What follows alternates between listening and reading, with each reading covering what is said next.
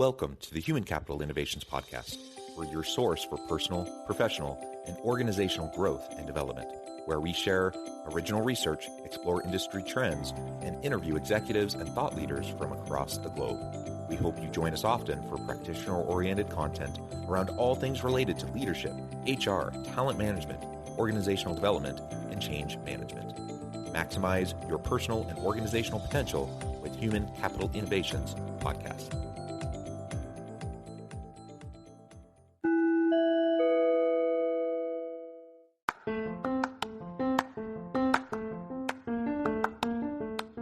If you enjoy the Human Capital Innovations Podcast, enjoy ad-free listening by going to the Patreon page, and please consider contributing even at the producer or sponsorship level. And please leave a review. Thank you for your support.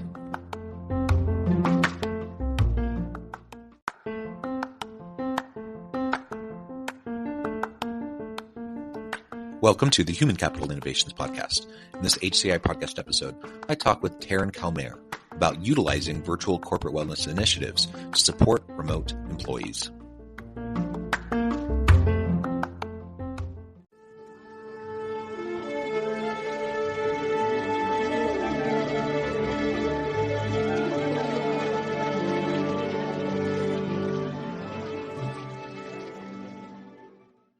Tarin, welcome to the Human Capital Innovations Podcast. Thank you so much. It's a pleasure to be here, John. It's a pleasure to be with you. You're joining us from Mexico today, nice and hot where you're at. I'm south of Salt Lake City in Utah. It's also hot here. We are actually expecting a bunch of thunderstorms today, which should cool things down a little bit. And I always love a good summer thunderstorm, so that'll be fun. It's a pleasure to be with you, Tarin, and I'm excited to have a nice conversation around utilizing virtual corporate wellness initiatives to support remote employees. Now, of course, during this pandemic, so many organizations have had to pivot quickly, move towards more virtual work, distributed teams. Now, many organizations are pulling people back in, either completely or perhaps in some sort of a hybrid format, but many organizations are maintaining at least portions of their remote teams. That brings with it a whole bunch of benefits and opportunities, but it also has some challenges. And we're going to unpack this a little bit, but just by way of introduction, some of that challenge is how do you protect the health, the mental health, the physical health and wellness of your people when you're not together in a physical office space. If you have a distributed team where you never are actually together, how do you pay attention to it, right? How do you encourage it? How do you support it? And so looking at virtual corporate wellness options, I think is a really important thing in this day and age, because I think remote work is going to continue. And in fact, I think it'll probably continue to increase. We kind of like the pendulum swung during the pandemic. It's kind of swung back a little bit as we've been emerging from it, but I think it'll continue in the coming years to move towards more and more contingent, more and more distributed, more and more remote kinds of work arrangements for at least a good segment of the labor force. 100%. Couldn't agree more. Yeah. All right. As we get started, I wanted to share Tarin's bio with everybody. Tarin is a South African-American CEO and founder of the world's first virtual corporate wellness company, Remote Team Wellness. After 10 years of teaching yoga and mindfulness, leading team retreats and consulting, she founded Remote Team Wellness to support the thousands of companies shifting to virtual team wellness events, with services spanning from virtual corporate wellness initiatives to in-person team retreats. Remote Team Wellness has customizable and comprehensive solutions for every team. To date, the company has clients like Meta, Dell, L'Oreal, Netflix, and many more. Tarin is also a dynamic keynote speaker on modern employee benefits and workplace wellness in a remote era. Fantastic to be with you. Anything else that you would like to share with me or my listeners by way of your background or personal context before we dive on in? No, John, I think I'm going to get you to do all my intros. That was great. Thank you. No, very impressive. And you're doing some great stuff. So let's dive right on in. Tell us just a little bit about the origins of Remote Team Wellness, because I'm always interested in that kind of a development and story. And then we can get into specifically more about how we can utilize that. Well, the types of remote corporate wellness initiatives that are possible and how we might be able to utilize those better. 100%. So it's actually a funny story about the origin of Remote Team Wellness. So the pandemic happened, obviously, the pandemic at the height of it, in March 2020 happened, and I was in South Africa working with a hotel group at the time. So I was actually planning on doing a bit of a tour of South America, and unfortunately, travel was just completely off of the table. The borders shut down in South Africa, and I was stuck there for 10 months. And in that process, I was also separated from my partner, who was in the States.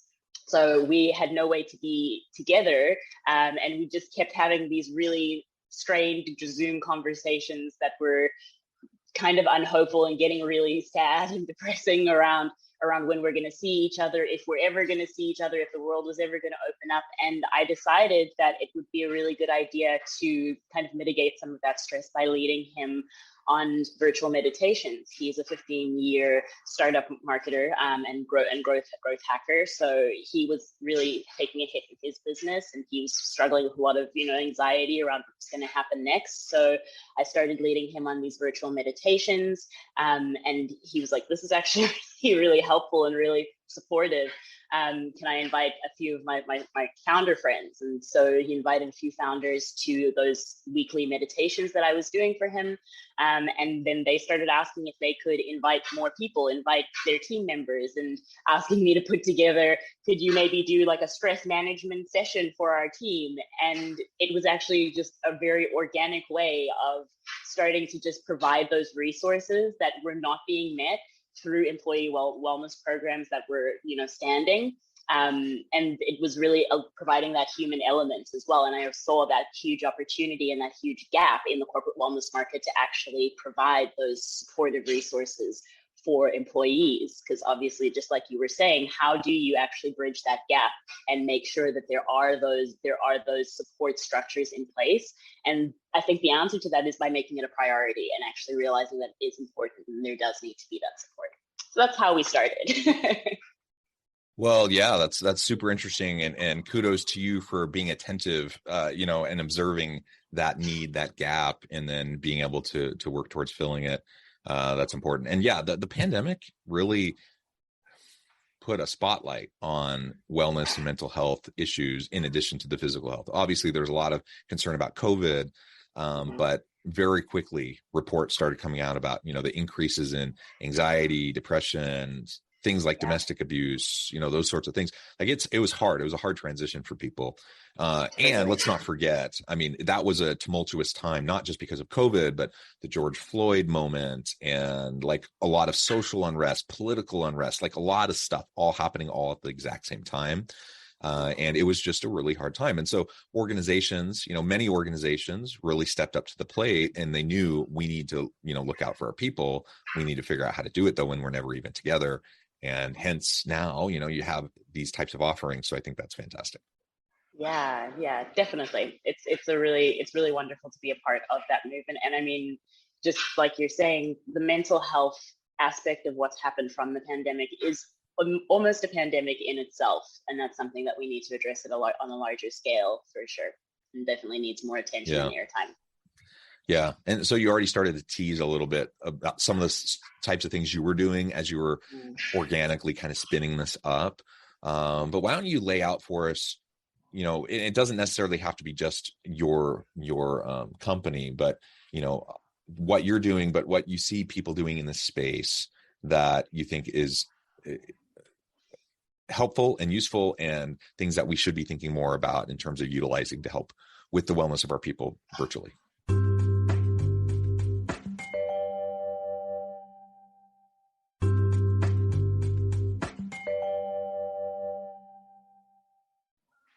Yeah, no, absolutely. So I think something that I've seen a lot of, and that's something that I really respect companies doing, is just making the time to have a gathering, to have something that's not just a work meeting, not just a Zoom meeting. It's something where people actually have the space to share how they're feeling, to air how they're feeling, to actually have that resource of what's going on on a personal but also professional level, because those things are so deeply interlinked. And I think that's also something that the pandemic really highlighted and really spotlighted for a lot of organizations, that there is no real compartmentalization and separation that can happen when there is something as grand and large scale and unprecedented as what we've been going through for the last 2 years. There has to be that integration and that speaking to both sides of the experience, because it's all just a part of the human experience. And really just adding in those little elements of human connection is something I've really been impressed with in a lot of organizations, and in some organizations not so much. So there are some really amazing tools that I've seen kind of come out of this time, different kinds of like conversational prompts for Slack channels, different, nudges to get up and take a drink of water, to go and move your body. Those things are absolutely fantastic. And I think having those integrations is a fantastic way to just show people that are working in your organization that you care about them on that human level, rather than just, going through the motions of we have a EAP and we have a cessation program. You're good. So really having those organizations prioritize that connection element has been one of the most amazing things to see throughout this. Yeah, and not just saying the right things, but really backing it up with what you do, I think really matters. And I remember, this isn't specifically in relation to some of the different types of wellness initiatives that you were just describing, but it does relate to this just attentiveness to and a focus on the wellness of your people. And, really what we've seen is the need for greater levels of empathy from leaders during this time. I mean, that was always an important leadership characteristic, but I think now, after 2 years of a pandemic, people who maybe were considering that more of like the soft, fluffy side that maybe wasn't as important, I think, most people are realizing, oh, that really actually is very, very important. And I think back to the early days of the pandemic, and I'm a professor, in addition to doing consulting work and those sorts of things. And so when the pandemic hit, like many organizations, we at the university, we had to switch on the dime. And it happened literally as we were going into spring break. And so the decision was made, we're closing down for like 2 days, before spring break. And then when students come back from spring break, everything's going to be virtual. So all classes, everything is going to be online. Now we had some online classes before the pandemic, but it was probably like an 80-20 split, 80 face-to-face, 20 online. Now it was 100% online. Many faculty who had never taught an online class, their course was not developed to be an online class. And literally within a week, everyone had to kind of figure out how to do it and to make it a meaningful experience for students. And so it was a heavy lift, and it was like it was for many organizations going through similar transitions. And I was in a meeting with an associate provost, kind of a high-level executive at the university, and we were, there were a lot of pressing matters, a big, long agenda, things that needed to be addressed. And I was just so impressed. This is just like a week in, maybe 2 weeks in at most. And I was just so impressed by her willingness to just acknowledge the challenges everyone was facing. So as the meeting starts, she just opens it up by saying, there's a lot of pressing stuff. We got a long agenda. There's a lot of stuff we're going to have to try to get through. But how are you doing? And just acknowledging what everyone was going through. And then she said, you know what? We'll get to the agenda, but why don't we just take some time and just go around the room? And I just want to give people a chance to share, what some of the challenges are that they're facing. Maybe there's something we can do to help each other. And so we took the first, quarter of the meeting to do that. And it was the first time, I'd been in a whole bunch of meetings up to that point, and they were all just like urgent and fast paced, and like, we just got to get stuff done. And this was the first time that someone had actually taken a moment to say, okay, everyone's struggling, everyone's tired, everyone has stress and anxiety around this thing. Let's figure out how we can be supportive of each other. And that meant a lot. There had been messaging around, we want to support you. We want, practice self-care, those sorts of things. There'd been messaging and things said along those lines, but up to that point, nobody had actually done anything to really demonstrate it. Right. And so that just makes a huge, huge difference. I remember that was super impactful to me at the time. Yeah, how amazing. And yeah, it's so amazing to have that shared experience too, and really just to speak to that, because that's to try and push it under the rug and pretend that nothing was happening. That was kind of a disturbing part of the pandemic as well, to see the companies, organizations, brands that were trying to just brush over it like it wasn't happening. But I think those are really the people that brought it to a different level, because we were all experiencing the same thing in completely different ways. And so I think having those moments to just share that connected human experience was such an it is still such an opportunity to deepen that team bond, deepen that connection within the organization too. Yeah. So let's talk more specifics now. What are some of like the really cool things that we can do? You create spaces for connection, opportunities for connection. You have empathy and compassion, and you share, and you try to create a safe space where people can share and be open.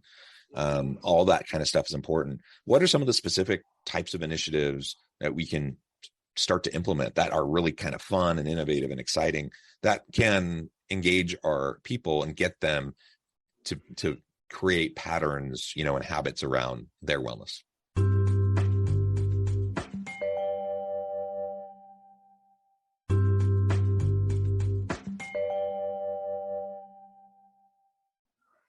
Yeah, really great question. So in terms of things that you can literally just do as an organization, one thing that I love are micro nudges. And there's heaps of data and science around the effectiveness of nudges. And these are basically just small like tasks to give to your employees throughout the day. So this is something that is very easily implementable, to literally just schedule an email that says, hey, why don't you get up and move your body? Why don't you get up and listen to your favorite song for the next 3 minutes and have a little dance party in your kitchen? Why don't you go and grab a glass of water?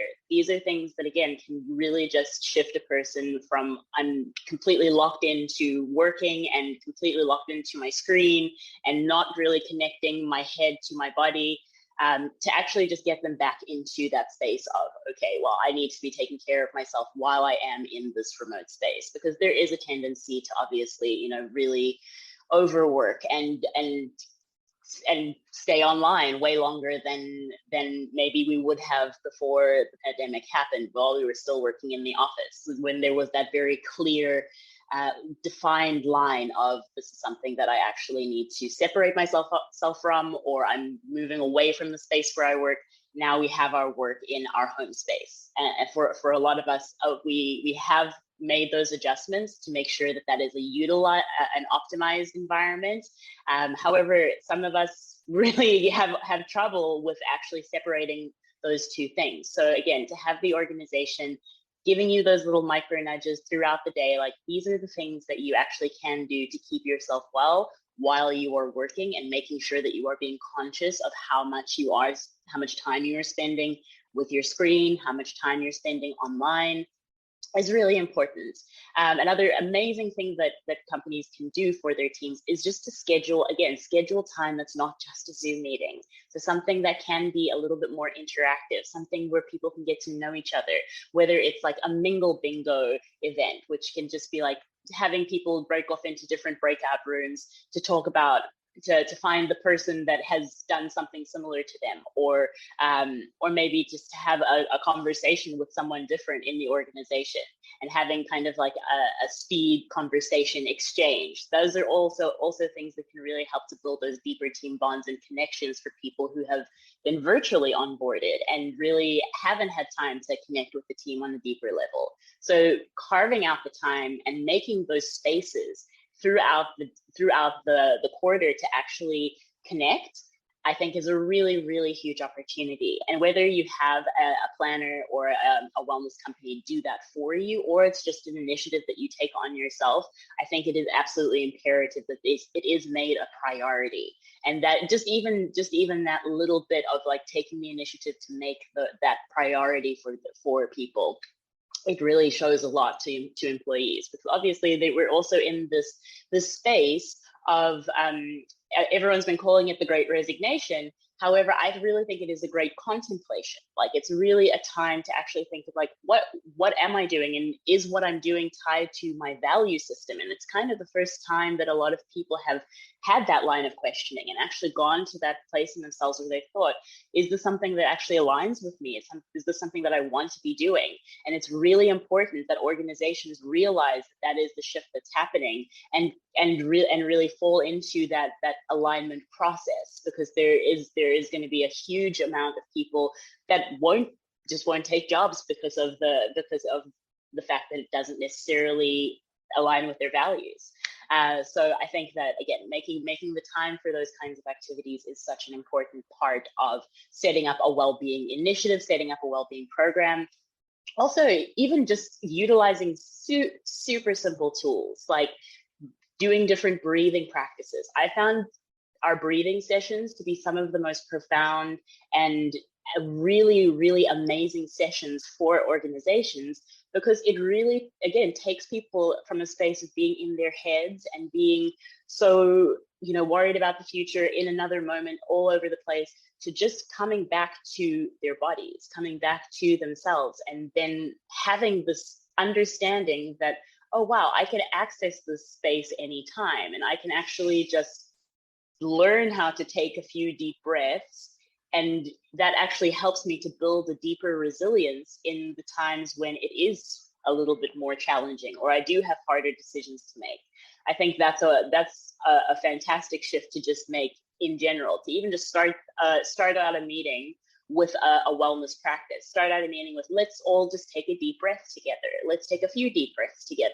And then we can begin, because then we're beginning from a place of clarity, and we're beginning from a place of focus and calm, rather than being in this fight, flight, freeze, fawn response that we are all in, and we've all experienced in some way, shape, or form in the last few years. So really doing things to shift ourselves back to that very calm, homeostatic state, that's an amazing opportunity to actually come into a deeper level of awareness. Yeah, I love the tip on just on the mindfulness practices of some meditation, deep breathing. I mean, it can be very simple things, and it doesn't need to take lots of time. It doesn't need to be very expensive.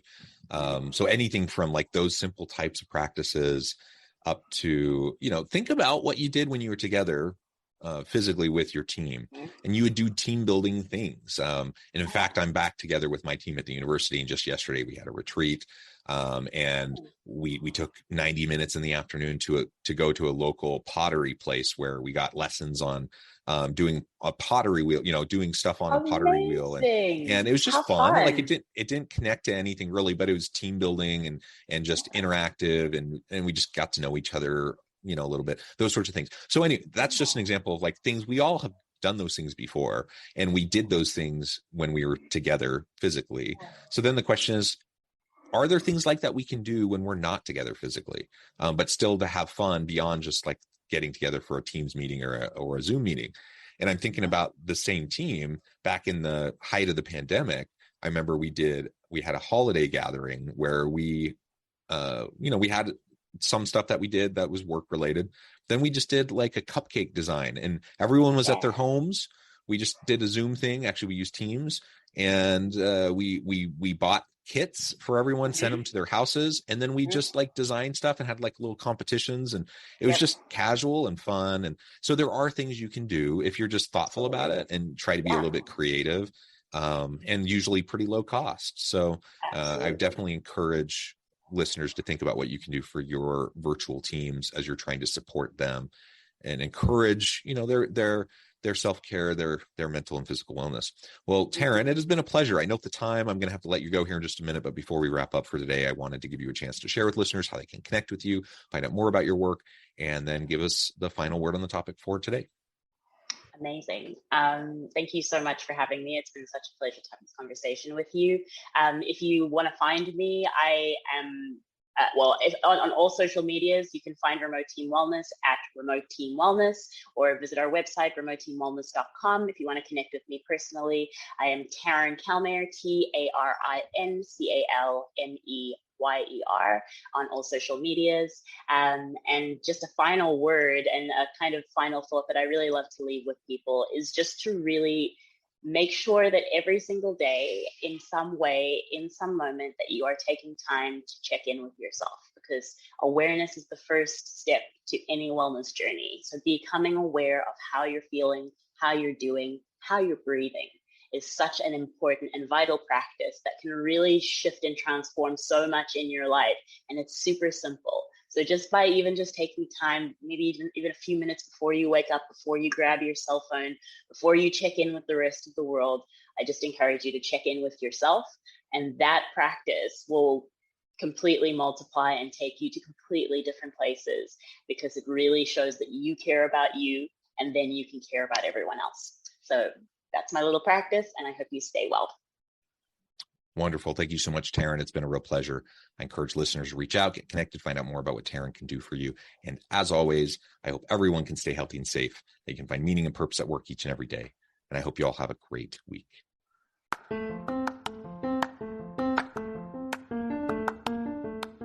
Do you enjoy the Human Capital Innovations podcast? Enjoy ad-free listening by going to the Patreon page. And please consider contributing even at the producer or sponsorship level. And please leave a review. Thank you for your support.